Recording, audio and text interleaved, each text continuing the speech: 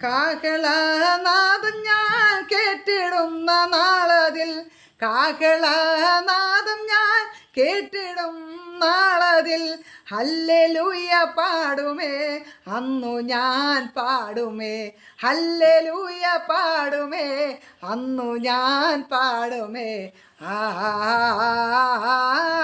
എന്നു കാണും യേശുരാജനെ,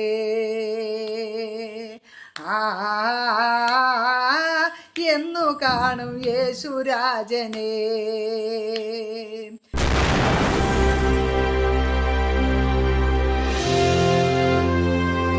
ഇവരെ മരണത്തെയും പാതാളത്തെയും കുറിച്ചുള്ള പഠനത്തിന്റെ അവസാന ഭാഗമാണ് നിത്യനരകം. മുമ്പ് ചിന്തിച്ച പാതാളങ്ങൾക്ക് പ്രത്യേക സമയപരിധിയുള്ളപ്പോൾ നരകം നിത്യദണ്ഡന സ്ഥലമാണ്. പിശാചിനും അവന്റെ ദൂതന്മാർക്കും ഒരുക്കിയിരിക്കുന്ന നിത്യാഗ്നി എന്നീ പേരുകളിൽ ബൈബിളിൽ പറയപ്പെട്ടിരിക്കുന്നു. നാശയോഗ്യനും അധർമ്മമൂർത്തിയുമായ സാത്താന്റെയും അവന്റെ ദൂതന്മാരുടെയും എല്ലാ ഇടർച്ചകളുടെയും പര്യവസാനം ഇവിടമായിരിക്കും. നരകത്തെപ്പറ്റിയും നിത്യനരകത്തെക്കുറിച്ചും അനേക പ്രാവശ്യം ആവർത്തിച്ച് വ്യക്തമാക്കിയിരിക്കുന്നത് കർത്താവായ യേശു ക്രിസ്തുവാണ്. മറ്റാരിലുമുപരി നരകത്തിന്റെ ഭീകരത അറിയുവാൻ അവിടുന്ന് മാത്രമാകയാൽ അവിടുത്തെ വാക്കുകളെ കോട്ടിക്കളയാതെ പൂർണ്ണമായി വിശ്വസിക്കുക മാത്രമാണ് ഒരു വിശ്വാസിക്ക് കരുണീയമായിരിക്കുന്നത്. അന്ത്യന്യായവിധിക്ക് ശേഷമുള്ള ഒരേ ഒരു നരകത്തെക്കുറിച്ച് മാത്രമേ ബൈബിളിൽ പറഞ്ഞിട്ടുള്ളൂ. അത് മേൽ പ്രസ്താവിച്ചിട്ടുള്ള 28 വലിയ നരകങ്ങളെക്കുറിച്ച് പറയുന്നതിലും ഭയാനകമാണ്. അന്തമില്ലാത്ത നിത്യദണ്ഡനത്തിനായി ആ നരകത്തിൽ തീയ, പുഴുക്കൽ, ഗന്ധകം, പുക, ഇരുൾ എന്നിങ്ങനെ പ്രധാന 5 വിധ ദണ്ഡനോപാധികൾ ഉള്ളതായി വ്യക്തമാക്കിയിരിക്കുന്നു. പിശാചിനും അവന്റെ ദൂതന്മാർക്കും വേണ്ടി ഒരുക്കപ്പെട്ടിരിക്കുന്ന നിത്യദണ്ഡനവും നിത്യസ്ഥലവും ഒരു കാലത്ത് നീങ്ങിപ്പോകുന്നതല്ല. നിത്യജീവനുണ്ടെങ്കിൽ നിത്യദണ്ഡനവുമുണ്ട്. അവിടെ അവരുടെ പുഴു ചാകുന്നില്ല, തീ കെടുന്നതുമില്ല, എല്ലാവരും തീ കൊണ്ട് ഉപ്പിടപ്പെടും എന്ന് ബൈബിൾ രേഖപ്പെടുത്തിയിരിക്കുന്നു. നിത്യദണ്ഡനത്തിനായി ബന്ധം ജീർണിച്ചും പോകാതെ ആത്മാക്കളെ സൂക്ഷിക്കുവാനുള്ള കഴിവ് ഈ നരകാഗ്നിക്കുണ്ട്. ദൈവം അനാദിയായും ശാശ്വതമായും നിത്യനുമായുള്ള ദൈവമാണ്. മനുഷ്യനെ ദൈവം സൃഷ്ടിച്ചിരിക്കുന്നതും നിത്യമായ ആത്മാവോട് കൂടിയാണെന്ന് മറന്നു പോകരുത്. മനുഷ്യൻ നിത്യനായ ദൈവത്തെ വിശ്വസിച്ച് രക്ഷപ്രാപിക്കേണ്ടതാണ്. അത് മുഖാന്തരം ലഭിക്കുന്ന നിത്യജീവനാണ്. അന്ത്യന്യായവിധി എന്ന പ്രധാന വിഷയം വെളിപ്പാട് പുസ്തകത്തിൽ 2ാം മരണമെന്ന് 7 പ്രാവശ്യം വിശേഷിപ്പിച്ചിരിക്കുന്നു. നിത്യനരകത്തെപ്പറ്റി പ്രതിപാദിക്കുന്ന 162 പരം വാക്യങ്ങൾ പുതിയ നിയമത്തിൽ തന്നെയുണ്ട്. അവയിൽ 90 എണ്ണവും നമ്മുടെ കർത്താവായ യേശു ക്രിസ്തു പറഞ്ഞവയാണ്. വെള്ളസിംഹാസനം എന്ന അഥവാ ഫൈനൽ ജഡ്ജ്മെന്റ് എന്ന വിഷയത്തെക്കുറിച്ച് ബൈബിൾ പറഞ്ഞിരിക്കുന്ന വേദഭാഗം ഇവിടെ വായിക്കുന്നു. വെളിപ്പാട് പുസ്തകം 20-ാം അധ്യായം 11 മുതൽ 15 വരെയുള്ള വാക്യങ്ങൾ. ഞാൻ വലിയൊരു വെള്ളസിംഹാസനവും അതിൽ ഒരുത്തൻ ഇരിക്കുന്നതും കണ്ടു. അവന്റെ സന്നിധിയിൽ നിന്ന് ഭൂമിയും ആകാശവും ഓടിപ്പോയി, അവയെ പിന്നെ കണ്ടില്ല. മരിച്ചവർ ആപാലവൃത്തം സിംഹാസനത്തിന് മുമ്പ് നിൽക്കുന്നതും കണ്ടു.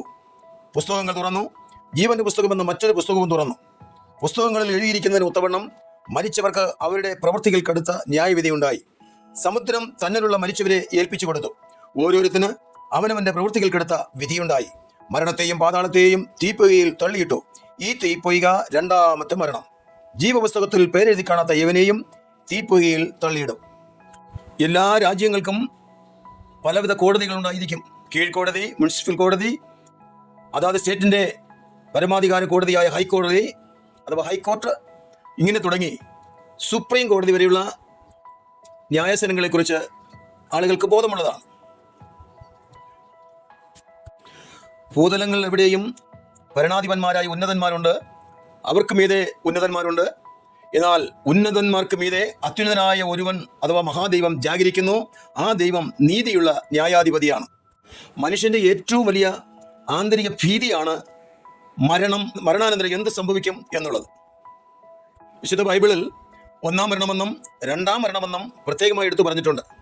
1ാം മരണം എന്ന് പറഞ്ഞിരിക്കുന്നത് ഏത് മനുഷ്യനും ഈ ഭൗമ ശരീരം വിട്ട് പിരിയുമ്പോൾ സംഭവിക്കുന്ന ഇഹലോകത്തിലെ മരണമാണ്. ആ മരണാനന്തരം ആത്മാക്കൾ എത്തിച്ചേരുന്ന ഇടം, വിശുദ്ധന്മാരുടെ ആത്മാക്കൾ പരദീസയിലും പാപിയുടെ ആത്മാക്കൾ പാതാള സ്ഥലങ്ങളിൽ ഒന്നായ യാതന സ്ഥലം എന്ന നരകത്തിലും എത്തിച്ചേരുന്നു. ഇതാണ് 1ാം മരണം എന്ന് ഉദ്ദേശിക്കുന്നത്.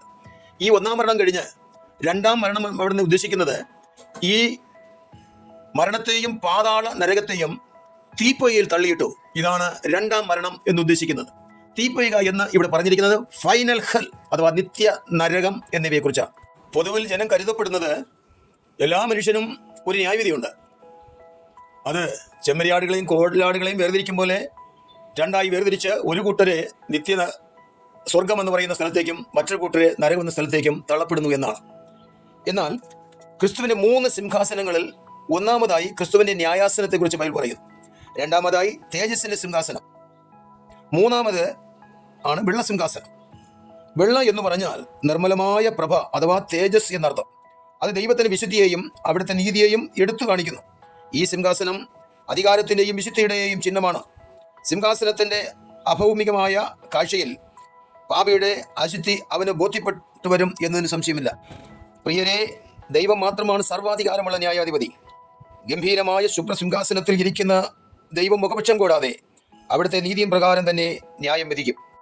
അന്ത്യന്യായവിധി എന്ന വെള്ളസിംഹാസനത്തിന്റെ ന്യായവിധിയോടുകൂടെ മരിച്ചവരുടെ ഉയർപ്പ്, ന്യായവിസ്താരം എന്നീ ദൈവിക പരിപാടികളെല്ലാം ഇതോടുകൂടെ അവസാനിക്കുന്നു. ഇവിടെ നാം മനസ്സിലാക്കിയിരിക്കേണ്ട ഒരു പ്രധാന കാര്യമുണ്ട്. അതായത് ഈ വിധിയിന്മേൽ അപ്പീലില്ല എന്നുള്ളതാണ്. ഇന്ത്യയിലെ പരമോന്നത കോടതിയായ സുപ്രീം കോടതിയുടെ ഫുൾ ബെഞ്ചും അതിലെ സുപ്രീം ചീഫ് ജസ്റ്റിസും ഒരു കുറ്റവാളിയെ തൂക്കിക്കൊല്ലാൻ വിധിച്ചാൽ പോലും ഇന്ത്യയുടെ പ്രസിഡന്റിന് അവനോട് ദയ തോന്നിയാൽ അവന്റെ ദയാഹർജി പരിഗണിച്ച് അവനെ വെറുതെ വിട്ടെന്ന് വരാം. അതിൽ നിന്നും ഈ ലോക കോടതികൾക്കെല്ലാം ഭാഗ്യമായ അധികാരങ്ങളെ ഉള്ളൂ എന്ന് മനസ്സിലാക്കാം. എന്നാൽ അന്ത്യ ന്യായവിധി നാളിൽ മനുഷ്യൻ ചെന്ന് നിൽക്കുന്ന സ്വർഗീയ കോടതിയിൽ ഒരു വിധി പ്രസ്താവന ഒന്ന് മാത്രമേ ഉള്ളൂ. അവിടെ മനുഷ്യനെ സ്വയം ന്യായം വിധിക്കുവാൻ ഇരിക്കുന്നത് ചീഫ് സുപ്രീം ജഡ്ജിയായ ദൈവം തന്നെയാണ്. ഈ വിധി കഴിഞ്ഞാൽ മറ്റെങ്ങും അപ്പീലിന് പോകുവാൻ സാധ്യമല്ല, കഴിയുകയല്ല. ഈ സിംഹാസനത്തിന്റെ മറ്റൊരു പ്രത്യേകത, ഇത് സ്ഥാപിക്കുന്നത് ശൂന്യാകാശത്തായിരിക്കും. അതായത് അതിവിശാലമായി കിടക്കുന്ന സ്പേസിൽ ഒരിടത്തായിരിക്കും. അവിടെ ആകാശവും ഭൂമിയും ഈ അവസരത്തിൽ ഓടിപ്പോയതിനാൽ ദുഷ്ടാത്മാക്കൾക്ക് മുഖം വിളിക്കുവാൻ ഒരിടവുമില്ല എന്നുള്ളതാണ്. ഈ സിംഹാസനത്തിലിരിക്കുന്ന ന്യായാധിപതി ആരാണ്? ദൃശ്യമായതും അദൃശ്യമായതും, സ്വർഗത്തിലുള്ളതാകട്ടെ ഭൂമിയിലുള്ളതാകട്ടെ, സിംഹാസനങ്ങളാകട്ടെ കർത്തൃത്വങ്ങളാകട്ടെ അധികാരങ്ങളാകട്ടെ, സകലവും സൃഷ്ടിച്ച സൃഷ്ടികർത്താവായ രാജാതിരാജാവും കർത്താവുമായ യേശുക്രിസ്തുവാണ് ജഡ്ജിയായി ഇവിടെ ആയിരിക്കുന്നത്. യോഹന്നാന്റെ സുവിശേഷം 5-ാം അധ്യായത്തിന്റെ 22-ാം വാക്യത്തിൽ കാണും വിധം, പിതാവ് കൊടുത്ത അധികാരത്തിൽ അവൻ സിംഹാസനസ്ഥനായിരിക്കുകയാണ്. എല്ലാവരും പിതാവിനെ ബഹുമാനിക്കുന്നത് പോലെ പുത്രനെയും ബഹുമാനിക്കേണ്ടതിന് പിതാവ് ആരെയും വിധിക്കാതെ ന്യായവിധിയെല്ലാം പുത്രന് കൊടുത്തിരിക്കുന്നു എന്ന് ഇവിടെ രേഖപ്പെടുത്തിയിരിക്കുന്നു. വീണ്ടും പറയട്ടെ, ഇവിടെ നാം പ്രഥമമായി മനസ്സിലാക്കേണ്ടത് വെള്ള സിംഹാസന ന്യായവിധിമേൽ അപ്പീലില്ല എന്നതാണ്. അതായത് ഈ വിധി അന്തിമമായിരിക്കും. ഐതിഹ്യങ്ങളെയും കെട്ടുകഥകളെയും അടിസ്ഥാനമാക്കിക്കൊണ്ടുള്ള ഒരു സങ്കല്പ കഥാപാത്രമല്ല യേശുക്രിസ്തു. യേശുക്രിസ്തു ഈ പ്രപഞ്ച സൃഷ്ടികർത്താവാണ്, സർവശക്തനാണ്, സർവ്വവ്യാപിയാണ്, സർവജ്ഞാനിയാണ്. യേശുക്രിസ്തു മനുഷ്യവേഷത്തിൽ ഇവിടെ വസിച്ചിരുന്നത് മനുഷ്യ സാദൃശ്യമായ ശരീരത്തിൽ സ്വയം വിധേയപ്പെടുത്തിക്കൊണ്ടായിരുന്നു. ഒരു മർമ്മമായ കാര്യം പറയട്ടെ, യേശുക്രിസ്തു ആരാകുന്നു എന്നുള്ള ചോദ്യത്തിന് യഥാർത്ഥ അറിവ് സ്വർഗസ്ഥനായ പിതാവായ ദൈവത്തിൽ നിന്നുള്ള വെളിപ്പാടിനാൽ മാത്രമേ മനുഷ്യർക്ക് പ്രാപിക്കുവാൻ കഴിയൂ.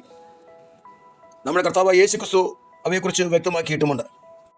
പ്രപഞ്ച സൃഷ്ടികർത്താവും ലോകൈക രക്ഷകനുമായ യേശുക്രിസ്തു തന്നെയാണ് ഇവിടെ ജഡ്ജിയായിരിക്കുന്നത്. മറ്റൊരു കാര്യം ശ്രദ്ധിക്കുക. വെളിപ്പാട് പുസ്തകം 20-ാം അധ്യായത്തിൽ 11-ാം വാക്യം മുതൽ 15-ാം വാക്യം വരെ വിവരിച്ചിരിക്കുന്നത്, 11-ാം വാക്യത്തിൽ അവന്റെ സന്നിധിയിൽ നിന്ന് ഭൂമിയും ആകാശം ഓടിപ്പോയി, അവയെ പിന്നെ കണ്ടില്ല എന്നാണ്. അടുത്തതായി വായിക്കുന്നു, മരിച്ചവർ ആപാലവൃത്തം സിംഹാസനം മുമ്പ് നിൽക്കുന്നതും കണ്ടു. ഭൂതലത്തിന്റെ ഏത് രാജ്യങ്ങളിലും ഏത് ഭാഷാ വംശത്തിൽപ്പെട്ടവരും പാപത്താൽ അശുദ്ധരായി മരിച്ച സകല മനുഷ്യാത്മാക്കളെയും ന്യായം വിധിക്കപ്പെടുവാൻ ഇവിടെ സിംഹാസനം മുമ്പിൽ നിരക്കുകയാണ്. മരിച്ചവർക്ക് അവരുടെ പ്രവൃത്തികൾക്കടുത്ത ന്യായവിധി ഉണ്ടായി. സമുദ്രം തന്നിലുള്ള മരിച്ചവരെ ഏൽപ്പിച്ചു കൊടുത്തു. മരണവും പാതാളവും തങ്ങളിലുള്ള മരിച്ചവരെ ഏൽപ്പിച്ചു കൊടുത്തു. ഓരോരുത്തരും അവൻ്റെ പ്രവൃത്തികൾക്ക് തക്ക വിധിയുണ്ടായെന്നും ആ വിധി ദൈവിക ന്യായ കോടതിയിൽ ഹാജരാക്കിയിരിക്കുന്ന പ്രധാന 3 പുസ്തകങ്ങളിൽ കൂടെയാണ് വ്യക്തമാക്കിയിരിക്കുന്നത്. ഇതാ നിങ്ങൾ ഈ കാണുന്നത്, ഈ ന്യായവിധിയെങ്കിൽ ന്യായം വിധിക്കപ്പെടുന്നത് ആരെയൊക്കെയാണ്? ഇതാ നോക്കൂ, ഈ ചാർട്ടിൽ ഈ കാണുന്നതാണ് യാതന സ്ഥലം. ഇത് ഒരു കുട്ടി നരകമെന്ന് വിശേഷിപ്പിക്കാം. ഈ ഭൂമിയിലെ മനുഷ്യോൽപത്തി മുതൽ ഇതുവരെയുമുള്ള പാപത്തിൽ ജീവിച്ച് പാപത്തിലും ദുഷ്ടതയിലും മരിച്ച സകല മനുഷ്യാത്മാക്കളും നിറഞ്ഞു കിടക്കുന്ന ഇടമാണ് സബ് ജയിൽ പോലെ കിടക്കുന്ന ഈ പാതാളം അഥവാ നരകം. ഇവിടെ നിന്ന് വെള്ളസിംഹാസനം എന്ന അന്ത്യന്യായവിധിക്കായി ഇതാ അവരെ അവിടെ നിന്ന് ഉയർപ്പിച്ച് സിംഹാസനം അടുക്കലേക്ക് ന്യായവിധിക്കായി കൊണ്ടുവരും. അവനവന്റെ പാപപ്രവർത്തികൾക്ക് തക്കവണ്ണം വിധി അവിടെ നിന്ന് പ്രസ്താവിച്ച് കഴിയുമ്പോൾ നിത്യമായ അവിടെ അവകാശ സ്ഥലമായ തീയും ഗന്ധവും കണ്ട തീപ്പയിലേക്ക് മാറ്റപ്പെടും. അവിടെ നിന്ന് ഒരിക്കലും മാറ്റമില്ല. അത് കഴിഞ്ഞാൽ ഇതിനെ തൊട്ടടുത്ത ഒരു സ്ഥലം നോക്കൂ. തെറ്റിപ്പോയ ദൂതന്മാർ കിടക്കുന്ന അന്ധകാര പാതാളമാണ്. കോടാനുകോടി വീണുപോയ ദൂതന്മാരെ അവിടെ ബന്ധനസ്ഥരാക്കിയിരിക്കുന്നു. എന്നേക്കുമുള്ള ന്യായവിധിക്കായി അവർ കാത്തവിടെ കിടക്കുകയാണ്. അവരെ അവിടെ നിന്ന് ഉയർത്തി വെള്ളസിംഹാസനം അടുക്കലേക്ക് കൊണ്ടുവന്ന് ന്യായം വിധിക്കും. അത് മാത്രമല്ല, അവർ ചെയ്തു കൂട്ടിയ സകല ദുഷ്ടതയ്ക്കും തക്കവണ്ണം ന്യായം വിധിച്ച് കുഞ്ഞാടിന്റെ ജീവപുസ്തകത്തിൽ പേരില്ല എന്നും കൂടെ തെളിയിച്ച ശേഷം, എന്ന് പറഞ്ഞാൽ ഒരുവൻ രക്ഷപ്പെടുവാനുള്ള ഏക മാർഗം ലോകരക്ഷകനായി വെളിപ്പെട്ട കർത്താവ് യേശു ക്രിസ്തുവിന്റെ ജീവപുസ്തകത്തിൽ പേര് എഴുതി ചേർക്കുക എന്നുള്ളതാണ്. യേശു ക്രിസ്തുവിനെ കർത്താവും ദൈവമായി അംഗീകരിച്ച് പാപമോചനത്തിനായി വിശ്വാസ സ്നാനം സ്വീകരിച്ച് ആത്മാവിലും സത്യത്തിലും ദൈവത്തെ ആരാധിക്കുന്ന ഒരു വ്യക്തിയുടെ പേര് ജീവപുസ്തകത്തിൽ എഴുതപ്പെടും. അങ്ങനെ ജീവപുസ്തകത്തിൽ പേരെഴുതപ്പെടാത്ത മഹാജനസമൂഹമാണ് സിംഹാസന മുമ്പിൽ നിൽക്കുന്നത്. അന്തിമമായിട്ടുള്ള അവരുടെ വിധി പ്രസ്താവനയിൽ ജീവപുസ്തകത്തിൽ പേരില്ല, അവിടെ പൗരത്വമില്ല എന്നുകൂടെ തെളിയിച്ചതിന് ശേഷം തീയും ഗന്ധവും കണ്ട തീപ്പയിലേക്ക് തള്ളിയിടും. വീണ്ടും ഇതിനിടയിൽ നടക്കേണ്ട രണ്ട് കാര്യമാണ്. ആന്റിക്രൈസ്റ്റ്, എതിർക്രിസ്തു എന്ന ആ ഭീകരമൃഗത്തെയും കള്ളപ്രവാചകൻ എന്ന ആ പ്രധാനമന്ത്രി സ്ഥാനത്ത് എന്നോളം ഒരു ദുരാത്മാവായി പ്രവർത്തിക്കുന്ന എതിർക്രിസ്തുവിനെയും കള്ളപ്രവാചകരെയും ജീവനോടെ ഗന്ധകത്തീപ്പയിലേക്ക് തള്ളിയിടുന്നു. അധർമ്മമൂർത്തിയായ ഘോരനായ പിശാചും പഴയ പാമ്പും എന്ന് പറയപ്പെട്ടിരിക്കുന്ന ആ മഹാസർപ്പത്തെ, അഥവാ ലൂസിഫർ എന്ന ഒരു പേര് അവിടെ പറയാം, ആ സർപ്പത്തെയും അഥവാ സാത്താനെയും എന്നേക്കുമായി തീയും ഗന്ധവും കത്തുന്ന തീപ്പയിലേക്ക് തള്ളിയിടുന്നു. ഇത് നിത്യനരകമാണ്. ഇവിടെ തള്ളിയിടുന്നതിന് തൊട്ട് മുമ്പ് പറയേണ്ട ഒരു കാര്യം ഞാനൊന്ന് ഓർപ്പിക്കാം. ഇവിടെ ന്യായം വിധിക്കപ്പെടുമ്പോൾ അതിനുവേണ്ടി പ്രധാനമായി 3 പുസ്തകങ്ങൾ സ്വർഗീയ കോടതിയിൽ ഉപയോഗിക്കുന്നു. ദൈവകുഞ്ഞാടായ യേശു ക്രിസ്തുവിന്റെ ജീവപുസ്തകം അഥവാ ബുക്ക് ഓഫ് ലൈഫ് എന്നുള്ളത് ഇവിടെ പറഞ്ഞു കഴിഞ്ഞു. രണ്ടാമതായി സ്മരണയുടെ പുസ്തകം, ബുക്ക് ഓഫ് റിമംബറൻസ്, ഓർമ്മയുടെ പുസ്തകം, അവനവന്റെ ജീവിതകാലത്ത് ചെയ്തു കൂട്ടിയ സകല പാപ സ്വഭാവങ്ങളെയും സകല നിഗൂഢതകളെയും രേഖപ്പെടുത്തിയിരിക്കുന്ന പുസ്തകം എന്ന് വിശ്വസിക്കാം. മൂന്നാമത്തത് ദൈവത്തിന്റെ വചനമാണ്, വേർഡ് ഓഫ് ഗോഡ് അഥവാ ബൈബിൾ. ഏത് കാലത്തും ജീവിക്കുന്ന മാനവരാശിക്ക് ആഗമനമായി നൽകപ്പെട്ടിരിക്കുന്ന ജീവന്റെ വചനമാണ് ബൈബിൾ. അത് സ്വർഗത്തിൽ എന്നേക്കും സ്ഥിരമായിരിക്കുന്ന വചനമാണ്. കോടതി നടപടികൾ പോലെയാണ് ഇവിടുത്തെ ന്യായവിസ്താരവും ശിക്ഷാവിധിയുമെല്ലാം നടക്കുന്നത്. മരിച്ചവർ ആബാലവൃത്തം സിംഹാസനം മുമ്പിൽ നിൽക്കുന്നത് കണ്ടു എന്ന് രേഖപ്പെടുത്തിയിരിക്കുന്നു. ആബാലവൃത്തം എന്ന് പറഞ്ഞാൽ വലിയവരും ചെറിയവരും, ഉന്നതന്മാരും, ഏതൊരു ഭരണാധിപനും ഭരിക്കപ്പെടുന്നവനും, മുതലാളിയും തൊഴിലാളിയും, ഉന്നത കുലജാതനും അധസ്ഥിതനും, ബുദ്ധിരാക്ഷസന്മാരും ബുദ്ധിവിഹീനരും എല്ലാവരും ഇപ്പോഴിതാ ദൈവന്യായവിധിയുടെ പ്രതിക്കൂട്ടിൽ നിൽക്കുകയാണ്. ലോകം ഇതുവരെ ഭരിച്ചതും രക്ഷിക്കപ്പെടാത്തതുമായ സകല ഭരണാധികളെയും രാജാക്കന്മാരെയും സാമ്രാട്ടുകളെയും ലോക കോടതികളിൽ ഇരുന്ന് അനേകരെ ന്യായം വിധിച്ച സകല ജഡ്ജിമാരെയും വക്കീലന്മാരെയും ലോക ഗുരുക്കന്മാരായി വാഴ്ത്തപ്പെട്ട അനേകരുടെ ആരാധ്യരായ മനുഷ്യ ദൈവങ്ങളെയും സത്യമാർഗത്തിൽ നിന്ന് മനുഷ്യനെ തടഞ്ഞ് അവരെ വഞ്ചിച്ച സകല കള്ളപ്രവാചകന്മാരെയും അഥവാ വെളിച്ചപ്പാടാത്മാക്കളെയും അവിടെ ന്യായം വിധിക്കും. പിശാചുക്കൾ എന്ന് പറയുന്ന വകുപ്പിൽപ്പെട്ട സകലരെയും ന്യായം വിധിക്കും. ഭൂതാത്മാവിൽ മനുഷ്യനെ തകർത്ത ഭൂതങ്ങളെയും ന്യായം വിധിക്കും. അങ്ങനെ എല്ലാറ്റിൻ്റെയും അവസാനമായ ഒരു അന്ത്യ ന്യായവിധിയാണ് ഇവിടെ നടക്കുന്നത്. ഈ ന്യായവിധിയുടെ അവസാനം എന്ന് പറയുന്നത് തീയും ഗന്ധവും കത്തുന്ന തീപ്പൊയ്ക. അത് നിത്യമാണ്. ഈ നിത്യമായ നരകത്തിൽ നിന്ന് രക്ഷ പ്രാപിക്കുവാൻ ഒരു വഴിയേ ഉള്ളൂ. ജീവിച്ചിരിക്കുന്ന കാലഘട്ടത്തിൽ, ഓർമ്മയും ബുദ്ധിയും ആരോഗ്യമുള്ള ഈ കാലഘട്ടത്തിൽ, ഭൂമിയിൽ ഏതൊരു ജാതി മതസ്ഥനും ഭാഷക്കാരനും വിശ്വസിക്കുവാനും രക്ഷ പ്രാപിക്കുവാനുള്ള ഏക മാർഗം കർത്താവായ യേശു വിശ്വസിക്കുക.